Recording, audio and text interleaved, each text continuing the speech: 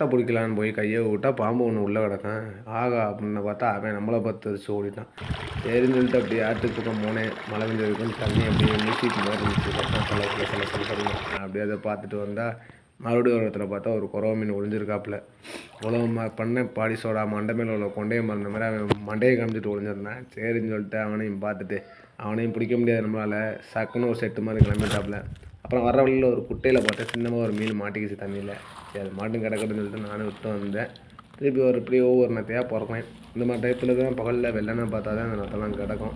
சின்ன சின்ன புல்லுக்குள்ளே அதுக்குள்ளேயும் லைட்டாக ஒட்டிக்கிட்டு மரக்கொட்டையில் இதிலலாம் கிடப்பாப்புல. அப்படியே பார்த்துக்கிட்டே இருக்கும்போது பக்கத்துலேயே மறுபடியும் இன்னொரு குறவை, அது பக்கத்துலேயே ஒரு நத்தை.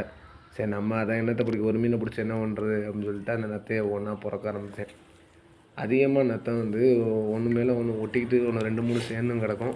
இல்லைன்னா தனியாக ஒரு செடி மேலே ஒட்டிக்கிட்டோ, இல்லாட்டினா அப்படியே தனியாக ஒரு செவர் இருந்தால் செவர் மேலே ஒரு பழைய கம்பு மரம் அது மாதிரி இடத்துல நிறையா ஒட்டிக்கிட்டு கிடக்கும். அதுவும் இல்லாமல் மழை பெய்கிறப்ப நல்லா வாய்க்காலில் தண்ணி ஓடுது போனதுன்னா அந்த தண்ணி ஓரத்துலேயே பார்த்தோம்னா நிறையா கிடக்கும். நத்தை நண்டு இதெல்லாம் மழை காலத்தில் இந்த விவசாயம் பார்க்குற டயத்தில் தான் அதிகமாக பிடிக்கணும். அதுக்கப்புறம் பிடிக்கணும்னா நம்ம ஏதாவது கம்மா குளம் குட்டை இந்த மாதிரி இடத்துக்கு போனோம்னா போதும். ரொம்ப ஓரத்தில் கரை ஓரத்துலேயே சுற்றி பார்த்தோம்னாலே போதும்.